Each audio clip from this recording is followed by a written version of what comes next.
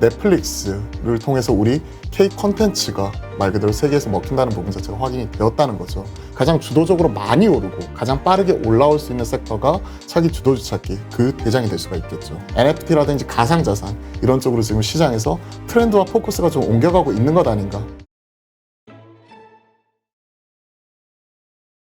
오늘 가장 큰 특징적인 섹터는 바로 2차 전지. 2차 전지가 하락하는 모습이 있고 엔터, 미디어, 컨텐츠, 게임 관련된 주요 종목들은 올라오고 있기 때문에 오늘도 다시 한번 섹터별 차별화 이런 모습이 나타나고 있고요. 최근 시장의 특징은 올라가는 종목이 주도력을 가지고 계속 끌고 올라가는 게 아니라 변동성이 큰 장이잖아요. 하루 크게 오르면 하루 좀 떨어지는 이런 퐁당 하는 이런 흐름이 계속 지속이 되고 있다. 이렇게 말씀드릴게요. 네, 이 퐁당퐁당을 잘못 들어가시는 분들이 가장 크게 손실 보는 구간이 바로 이 구간이죠. 그렇죠. 엇박 날 경우에 항상 조심해야죠. 대부분은 다 잘 될 거라고 생각하고 시작하는데 결과가 그렇지 않아서 하여튼 요럴 때 잘 대처를 해야 되는데 말이죠. 네, 그렇죠. 퐁당퐁당 좀 빠지기 쉬운 함정에 빠지지 않으려면 어떻게 하는 게 좋을까요? 지금은 많이 올라가는 종목들 따라가면 물릴 것 같아요. 10중 8구 물린다고 보시면 돼요. 물론 지금은 올라가는 종목들이 계속 올라가는 모습이잖아요. 위메이드나 게임빌이나 서울옥션이나 최근에 본업단 잘하고 있으면서 NFT와 결합을 하고 있는 이런 종목들은 계속 가는 모습이지만 섹터별로 보면요. 지금 올라가는 섹터가 계속해서 주도력을 가지고 올라간다기보다는 최근에 시장이 되돌림이 나오는 과정에서 한번 세게 올라온 섹터는 좀 쉬어가면서 또 올라가는 모습이 나타나고 있고 어제 쉬었던 쪽은 오늘 다시 한번 올라오는 모습이 나타나고 있기 때문에 지금 뭐 5% 10% 올라가는 종목 혹은 올라가는 테마 이런 쪽 잘못 탔다가는 쉽게 물리기가 십상이죠. 그러니까 한 가지 요즘 같은 장에 변동성 큰 장에서는 그냥 많이 올라가는 종목은 그냥 놓아두고 그 다음 타자가 어디에 될까 어딜까 그걸 찾는 게 최우선이 될 것 같아요. 네, 그렇죠. 하여튼 사람 심리가 올라가는 거는 쫓아가고 싶은데 떨어지는 맞아요. 거는 사고 싶지가 않아가지고 네. 이걸 거꾸로 해야 돈을 번다고 하긴 하는데 자 일단 환율 부분 보면 일단 많이 떨어졌죠. 200원, 맞아요. 1200원대까지 갔다가 1170원대로 내려왔는데 네. 이게 이제 외국인 매수에 좀 도움이 될까 이런 기대를 해보기도 하는데 뭐 그렇진 않은 것 같아요. 일단 그래도 외인들이 여기에서 많이 팔지만 않더라도 다행이라고 생각을 해요.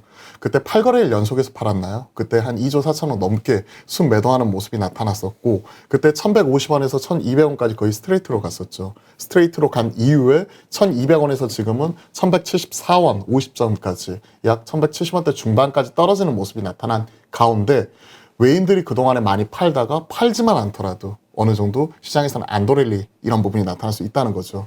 4거래일 연속 순매수하고 있는데요. 물론 주도적으로 사는 그런 느낌은 안 나와요. 4거래일 연속 지금 산다고 하더라도 지금 삼성도 순매수를 못했거든요. 판 거에 대비하면 사실 간에 기별도 안 갈 그럴 정도인데 그럼에도 불구하고 시장은 최근에는 강한 섹터 그리고 강한 종목들 그런 쪽을 중심으로 차기 주도주 찾기 차기 주도 섹터 찾기 이런 부분이 좀 진행이 되는 그런 느낌을 좀 지울 수가 없을 것 같아요. 네, 사실 지금 가장 중요한 게 그거죠. 지금 맞아요. 뭐 이번 급락장에서 좀 손실 보신 분들이 아마 대부분일 거고 네. 그걸 만회하지 못했는데 지수가 올라온다 해도 그걸 만회가 안 된 분들이 대부분이더라고요. 대부분 그래요. 코스피는 낙폭을 대략 한 40% 정도를 만회를 했고요. 한 300포인트 빠진 다음에 지금이 3024니까 50% 만회하는 게 3050이거든요. 그런데 지금 한 40% 정도 만회를 한 거고 반면에 코스피보다는 코스닥이 좀 더 만회가 더 많이 했어요. 오히려 한 60% 정도 올라왔기 때문에 최근의 시장은 코스피보다는 코스닥, 즉 대형주, 경기 민감주보다는 코스닥의 개별 종목이나 섹터 이런 쪽을 잘 잡으신 분들이 최근에 지수가 되돌림, 만회하는 과정에서 좀 더 의미 있는 성과를 거둘 수가 있겠죠. 이런 부분 때문에 지난주에도 좀 체크를 해드렸던 부분이 최근에 좀 안 좋았던 흐름이 나오고 있는 뭐 업종이나 섹터 같은 경우에는 최근에 계속해서 안 좋은 흐름이 나타나고 있었고 좀 빠르게 되돌림이 나오는 쪽은 역시나 강하더라고요. 엔터, 미디어, 컨텐츠, 일부 게임 뭐 이런 관련된 차기 주도 섹터 나오는 과정에서 존재감이 나타나고 있는 부분에 대해서 꾸준히 말씀을 드려보았잖아요.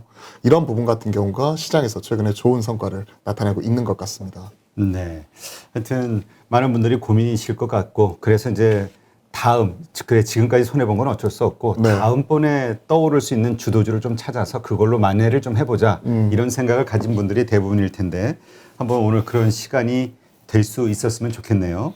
되겠죠? 그랬으면 좋겠습니다. 갑자기 부담스러워. 아니 뭐 시장에서 항상 주도주 찾기는 진행을 하고 있는데 네, 그렇죠. 최근에 워낙 빠르니까요. 그만큼 그렇죠. 어려운 장인 것 같아요. 네, 그러니까 진짜 쫓아갔다가는 바로 다음 날 빠져버리고만 이래버리니까. 어제 2차 전지 세게 올라서 따라갔더니 오늘 떨어지더라. 이런 모습이 나오잖아요.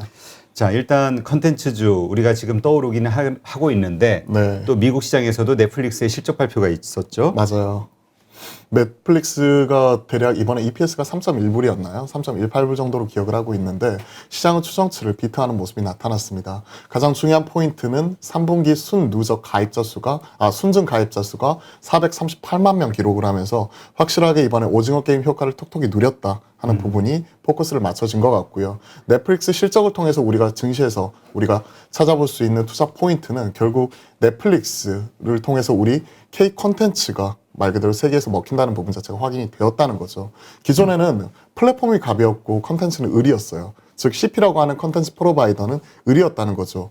철저하게 방송사의 입맛 그리고 플랫폼을 가지고 있는 쪽에 지금 따라갈 수밖에 없었다면 최근에는 컨텐츠가 너무나도 많이 늘어났죠. 기존에는 지상파밖에 없었다면 이러한 부분이 이제는 국내에서만 하더라도 OTT가 뭐 티빙이나 왓챠나 웨이브나 그리고 늘어나는 거고 글로벌 OTT 국내 속속들이 상륙을 하면서 넷플릭스를 이어서 지금 뭐 애플 TV라든지 그리고 아마존 플러스도 11월 12일 날 들어오죠. 그런 모습이 나타나면서 글로벌하게 먹히는 컨텐츠를 보유하고 있는 기업들에 대해서 그리고 제작할 수 있는 이런 제작사에 대해서 시장에서는 관심이 많이 모아지고 있는 게 시장에서 지금 주목을 하고 있는 포인트인 것 같아요. 오징어 게임 그 바통을 이어서 지금 마이네임이 이번 주에 보여주었고요. 그리고 그 다음 타자에 대해서 고민할 때 조심스럽게 뭐 지옥에 가자, 뭐 지옥으로 보내주겠다, 뭐 이런 얘기도 하는데 지금 제이 컨텐트리 이제 차기 넷플릭스 기대작인 지옥까지도 지금 현재 각광을 받으면서 오늘 제이콘도 4.8% 올라오는 모습이 나타나고 있네요. 네, 하여튼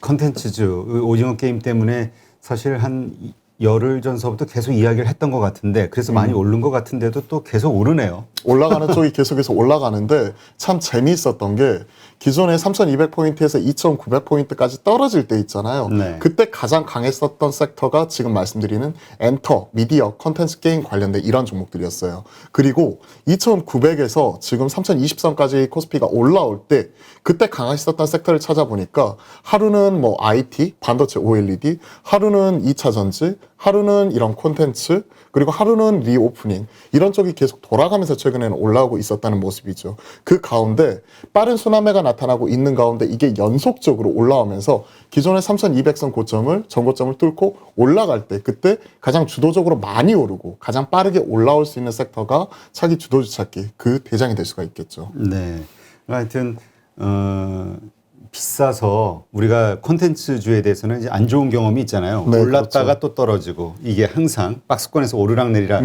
그래서 테마 불었을 때 샀다가는 또 크게 손해 볼 수 있다 이런 생각이 있었는데 이번에는 좀 이제 장기적으로 상승을 하다 보니까 그럼 지금이라도 들어가야 되나? 이게 사실 일주일 전에도 같은 고민이었었는데 맞아요.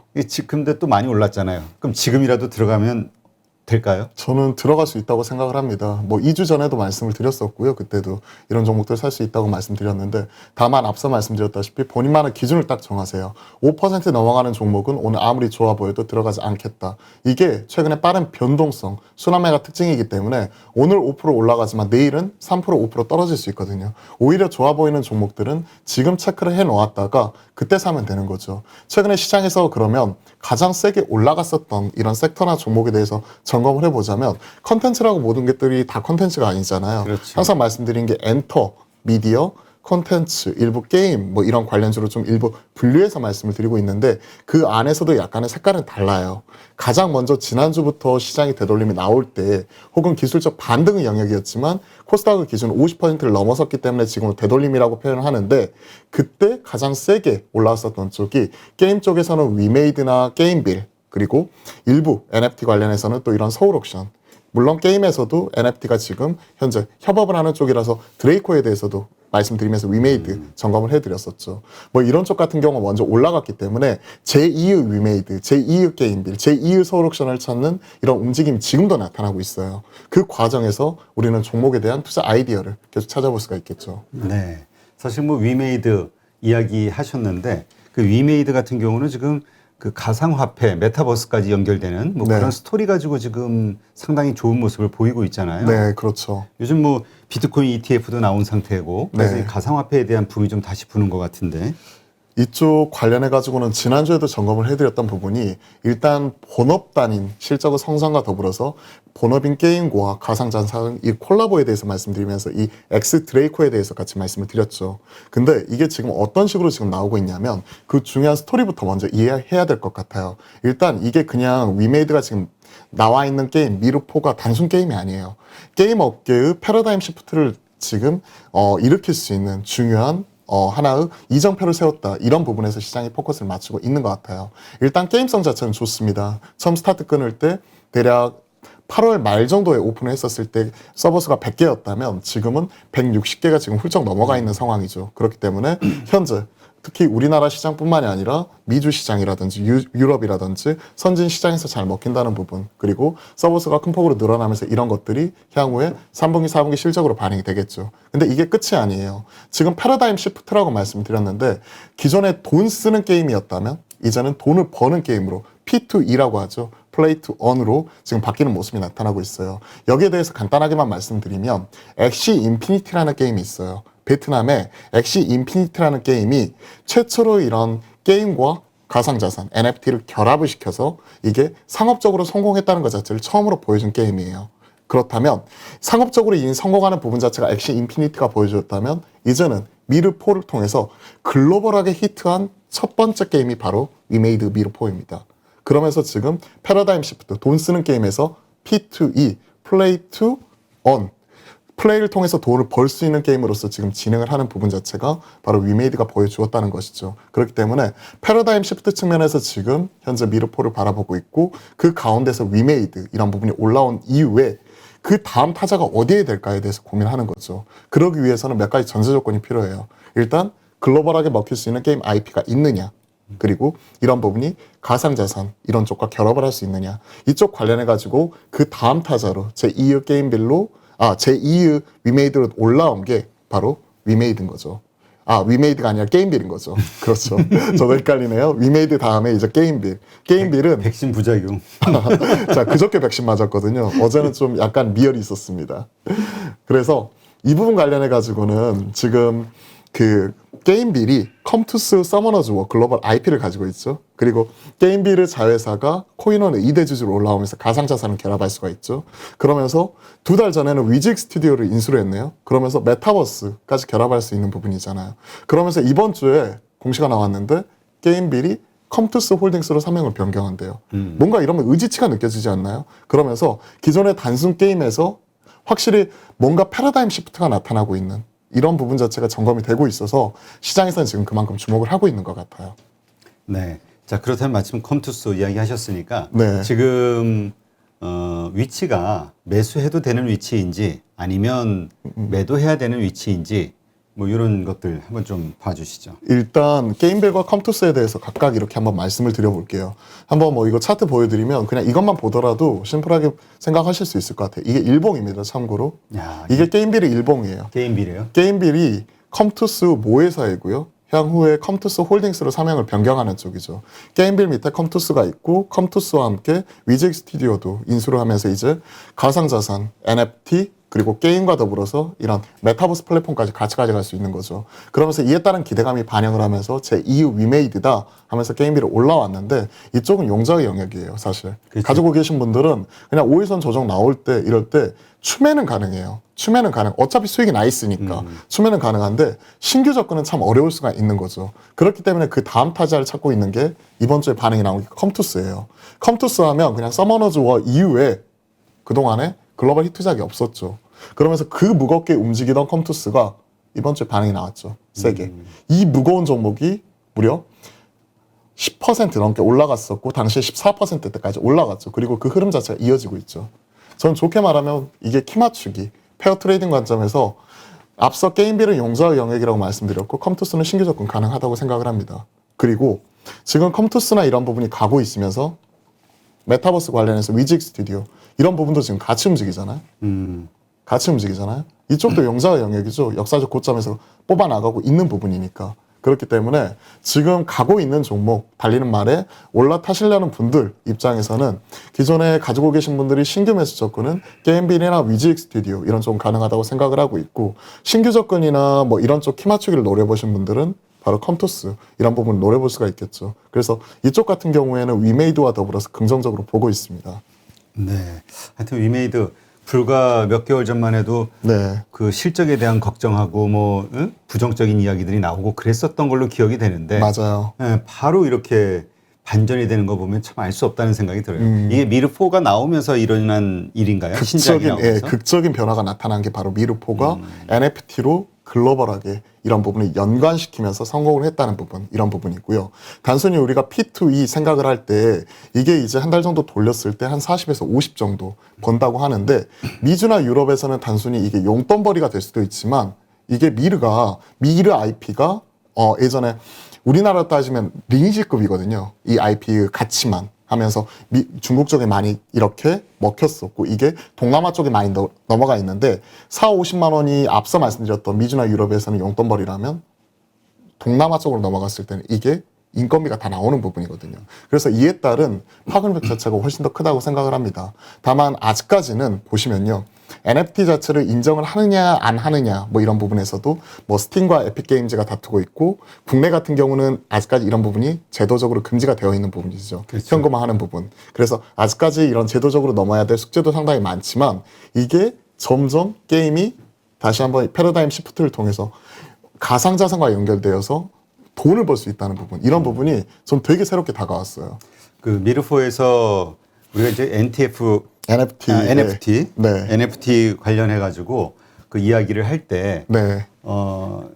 우리가 보통 뭐 어떤 디지털 이미지가 됐든 작품이 됐든 뭐 이런 식의 생각을 많이 하잖아요. 네, 그렇죠. 이 게임에서는 어떤 식으로 이 NFT 자산을 만들어내나요? 이렇게 생각하시면 될 것 같아요. 그 미르에서 보면요, 재화의 가장 기본적인 것이 재화를 캔다고 하잖아요. 흑철을 사용하게 돼요. 흑철을 캐게 되는데, 이 흑철을 많이 이렇게 캔 다음에 그 안에 있는, 미르4 안에 있는 이런 그 엑스 드레이코라는 이런 그 자산과 교환할 수 있습니다. 그러니까 자체 거래소죠. 그러면 이 엑스 드레이코가 단순히 그 전에 그냥 단순히 아이템을 사는 이런 자산으로만 사용하는 게 아니라, 이게 위믹스와 지금 가상자산 거래소에 거래가 되고 있는 위믹스와 1대1 교환이 가능해요. 1대1 교환이 가능해서 이거를 흑철을 캐요. 게임에서 흑철을 깨고 나면 이 흑철을 드레이코로 바꾼 다음에 드레이코 자체를 바로 위믹스와 교환을 해서 그 위믹스를 가지고 다른 가상자산을 사든지 현금화 시키든지 그게 가능한 거죠. 이런 것들이 참 재미있는 게, 이게 우리나라 게임 규정상에 보면 이런 것들이 불법이잖아요. 기존에는 이런 것들이 음성적으로 아이템 베이나 매니아를 통해서 이루어졌다면, 이게 게임 내 시스템화 플랫폼화 시켜버리다 보니까 그에 따른 수수료나 이런 것들까지 위메이드가 그대로 가져가는 거죠. 이게 옆 나라 일본 같은 경우에도 빠찡코 뭐 이런 쪽 한번 해보셨어요? 저는 뭐 그쪽은 안 해보긴 했는데 그쪽 보면요, 우리가 뭐 만화나 드라마 같은 거 보면 빠찡코를 하게 되면 빠찡코. 예, 빠찡코하고 비슷하다고 생각이 돼요. 그 시스템 자체가. 빠찡코에 우리가 딱 해서 이렇게 딱 당첨이 되면 구슬이 나오잖아요. 아무 쓸모없는 구슬. 뭐 구슬치기 할 것도 아니고 그 구슬을 가지고 그 빠찡코에 가면 뭐 인형이 되었던 뭐 전혀 필요 없는 걸로 바꿔줘요. 근데 그 인형만 가지고는 그거 자체가 당장 우리에게 돈이 되거나 그게 아닌데, 그 빠찡코 가게 옆에 보면 거래소가 있어요. 환전소가 있어요. 그 인형을 가지고 현금으로 바꿔줍니다. 이런 거랑 똑같아요. 즉, 이 인형이라는 것 자체는 미르4에서는 엑스 드레이코라는 얘기고, 이 엑스 드레이코를 가지고 위믹스하고 교환하게 되면 이게 당장 현금화 되는 거죠. 그런 부분 자체를 좀 만들어주고 글로벌하게 처음으로 히트를 한 것 자체가 바로 미르4라는 거죠. 그게 지금 시장에서 바라보는 포인트예요. 네. 근데 아까 그 인형을 현금으로 바꿔주는 그 자체가 사행성 행위래 가지고 그게 법에 걸리는. 그게 우리나라에서 법에 걸리는데 일본도 그런 것 자체는 되게 엄격하잖아요. 그렇죠. 근데 눈 가리고 아웅인지는 모르겠지만 단순히 구슬을 현금으로 바꾸는 것 자체는 불법이지만 구슬을 인형으로 바꾼 다음에 인형을 다시 현금으로 바꾸는 것 자체는 열려 있다는 거죠. 그게 참 재미있는 것 같아요. 근데 어쨌건 이거와 관련해서 조금 더 화제성을 띄우게 됐을 때 정부 당국에서 나오는 어떤 메시지, 이것도 상당히 중요하겠네요. 그럴 수밖에 없죠. 그러다 보니까 글로벌하게 지금 보면 게임 플랫폼이 바로 PC 기반에서는 스팀이라는 절대 강자가 있어요. 스팀이 글로벌 이런 게임 플랫폼은 75% 이상을 점유를 하고 있는데, 이쪽 같은 경우는 바로 이런 제도적인 규제나 문제 때문에 금지를 하는 거죠. 미르포에 그렇지. NFT 사용하는 것 자체를. 근데 지금 현 시점에서 절대 강자가 스팀이 있다면 그 밑에서 치고 올라오는 에픽게임즈 같은 경우는 우리는 NFT 환영을 할게. 우리 쪽으로 넘어와. 이러면서 지금 큰 폭으로 점유율을 끌어올리려고 새로운 시도를 하고 있는 거죠. 이런 변화의 그 과정, 과도기에 놓여 있는 게 딱 지금인 것 같아요. 그래서 게임 쪽이 단순 게임뿐만이 아니라 게임과 더불어서 지금 나타날 수 있는 메타버스 관련해서는 최근에 펄어비스 도깨비가 보여줬잖아요. 네. 그리고 이런 가상자산 이런 쪽과 새롭게 변화하는 부분인 것 같고 최근에 이러한 부분은 불똥이 어디로 튀었냐면 미술품. 원래 NFT라는 것 자체가 논-펀저블 토큰, 대체 불가능한 자산이고 디지털 자산화시키는 부분이잖아요. 원래 디지털 자산은 복제가 쉽고 실체가 없다는 부분 때문에 그동안에 외면받아 왔다면 NFT라는 기술이 도입이 되면서 이거 자체가 하나의 디지털 자산으로서 인정을 받게 되는 거잖아요. 거기에서 가장 크게 지금 영향을 미치는 게 바로 미술품 시장 이쪽이더라고요. 전 세계 NFT 시장을 보면 대략 한 4분의 3 정도가 대략 한 25%가 메타버스, 25%가 미술품, 25%가 대략 이런 게임 쪽인데 이런 것들을 생각을 해보게 된다면 지금 이 앞서 위메이드에 이어서 서울 옥션 이런 쪽이 반영이 나오는 것이 단순히 게임 쪽이 잘 돼서 이런 것이 아니라 지금 NFT라든지 가상자산 이런 쪽으로 지금 시장에서 트렌드와 포커스가 좀 옮겨가고 있는 것 아닌가 좀 그런 생각을 가지고 있습니다. 네. 그래서 사실 이게 뭐 위메이드가 됐든 뭐 컴투스가 됐든 이런 것들이 지금 오르고 있는 거는 지금 가상자산과 지금 연계된 이런 것들이잖아요. 네, 그렇죠. 또 메타버스와 연결되는 기대감들. 네. 그러니까 이게 오른다고 해서 게임주가 다시 오르나? 왜냐면 중국 게임 규제에서부터 시작해가지고 뭐 NC소프트 비롯한 많은 게임주들이 뭐 아까 차트 봤듯이 완전히 바닥이었잖아요. 맞아요. 그러니까 또 다른 게임주 아직 오르지 않은 게임주를 사시는 분이 있을까 봐 게임주와 이거는 좀 별개로 봐야 되겠죠. 완전히 별개로 봐야 돼요. 그렇지 않아요. 지금 예를 들어서 NC소프트, 리니지 W 관련해서 뭐 1,300만 이런 쪽이 넘어서면서 예약자 수, 사전 예약자 수 이러면서 이번 주 올라오긴 했는데 오늘 같은 경우에는 다시 좀 일부 밀리는 모습이 나타나고 있고 물론 이런 리니지가 그 NC소프트가 리니지라는 이런 글로벌 IP를 가지고 있기 때문에 향후에 이런 리니지와 이쪽과 결합을 할 수가 있어요. 그러면 시장에서 좀 반응이 세게 나올 수 있는데 아직까지는 그런 모습이 안 나오고 있고 냉정하게 보시면 리니지가 국내용이에요. 국내는 앞서 말씀드렸다시피 게임 자산을 현금화시키는 이런 부분에 있어서는 불법이죠. 법적으로 규제가 들어가는 부분이라서 아직까지 내수라는 이미지 자체가 상당히 강해요. 그렇기 때문에 NC소프트는 별개인 부분이고요. 다만 게임즈 내에서도 보면요. 최근에 룽투코리아가 왜 올라갈까요? 네오이즈 홀딩스가 왜 올라갈까요? 룽투코리아는 앞서 말씀드렸던 위믹스 이런 부분 자체를 결합을 통해 가지고 지금 열혈강호 이쪽과 관련해 가지고 진행을 하고 있는 이런 쪽 같은 경우 열혈강호 아니군요. 잠깐 저도 헷갈렸는데 그쪽 관련해서 진행하는 쪽이 룽투코리아가 지금 나오고 있고요. 위믹스, 열혈강호4 위믹스였던가? 여튼 뭐, 룽투코리아가 있고요. 네오이즈 홀딩스도 마찬가지예요. 그렇기 때문에 지금 보면 게임즈라고 무조건 올라가는 게 아니라 자세하게 보시면요. 게임즈 내부에서도 가상자산 NFT와 결합을 하고 있는 새로운 플랫폼을 도입을 하고 있는 이런 기업들 같은 경우가 새롭게 주목을 받고 있어요.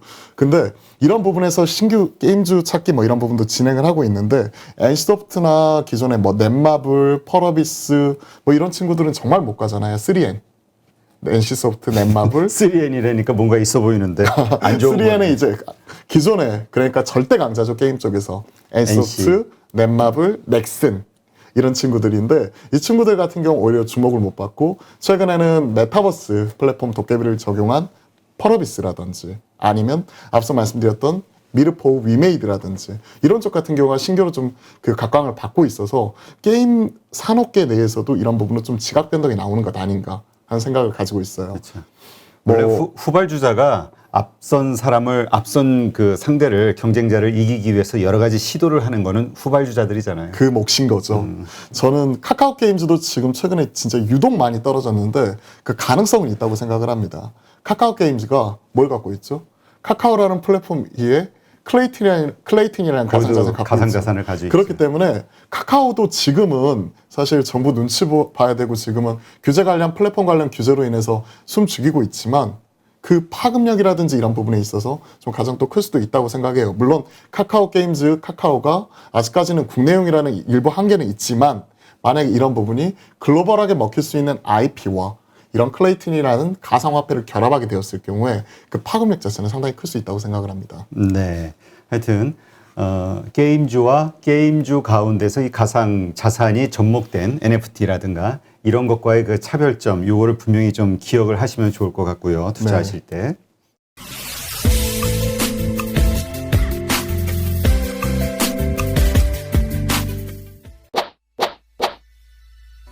코로나발 경제 위기와 함께 찾아온 중국발 세계 경제 위기 들어보셨나요? 금융위기가 여러분의 일생일대 최고의 기회가 될 수 있다는 사실도 알고 계신가요? 중국경제 독보적 1인자, 성균관대학교 중국대학원 교수 안유아 교수에게 들어보는 줌 라이브 특강. 여러분에게 펼쳐질 구의 기회, 8.15 머니톡에서 기회의 문을 열어드립니다.